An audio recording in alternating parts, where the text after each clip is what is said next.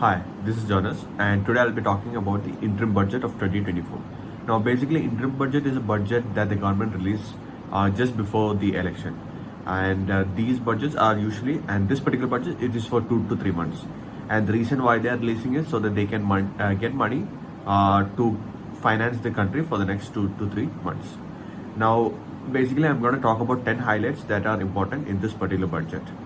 Now, the first one is taxation. There will be no change in the taxation. That is basically people who have been giving money all this while, they will continue to do the same thing.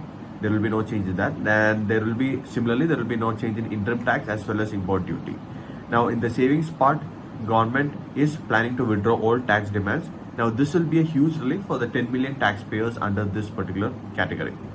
Now, the second highlight that I would be talking about is India is actually planning to be a developed economy by 2047, and that is just like 23 years ahead of us.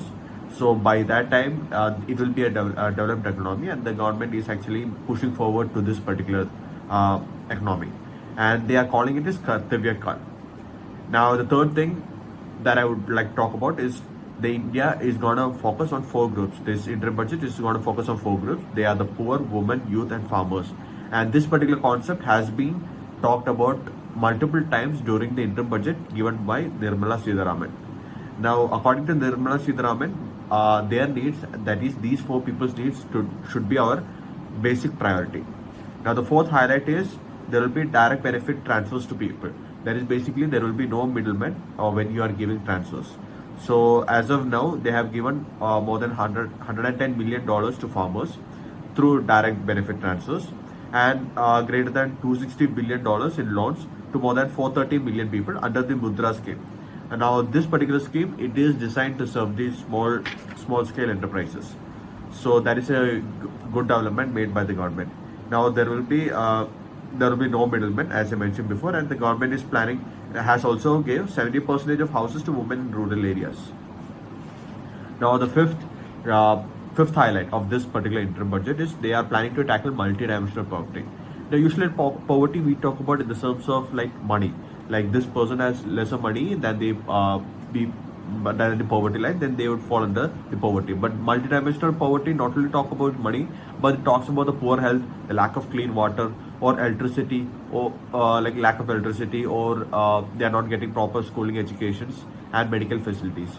So the government is planning to uplift around, it has uplifted around 250 people under this particular scheme. Now, the sixth one is interest-free loan for youth. Now, as of now, the youth requires a lot of money to build their business or enterprises. So under this scheme, the government will be giving around 1 lakh crore rupees, and now they have already set up a corpus for this. And this will be an interest-free loan for 50 years. Now, the seventh one is more affordable homes. So under this schemes, government will build around 20 million houses in the next 5 years. Now, this will reduce the pricing on houses, so government can give houses in a more affordable manner. Then the next highlight is push for solar on roofs. Now, under this scheme, the government will be giving solar panel to the people, so they just have to set it up on their rooftop, and they will be giving, they'll be getting, that the people who set this up, they'll be getting 300 units of free electricity, and they will also help in transition to solar energy. So basically, it's a win-win for both the government as well as for the people under this particular scheme, and they are planning to give it for 1 crore households. Now, the ninth one is fiscal prudence. So basically, the government is planning to borrow less and spend more. And how are they planning to do that? They are planning to also reduce the fiscal deficit target to 5.1%. And now, how are they planning to get this much money? Now, the main thing that the government is planning to do is disinvestment, wherein they will, through disinvestment or like taking back the investment that they have put forward, they'll be getting around $6 billion through which they are planning to do this particular fiscal prudence. Now, the final highlight is special focus on women.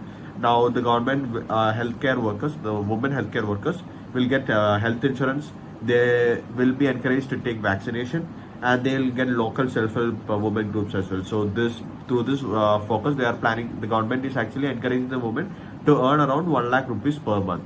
Now, this particular budget has been said as incisive and innovative by our Prime Minister Sri Narendra Modi. So this is the interim budget for 2024. Thank you.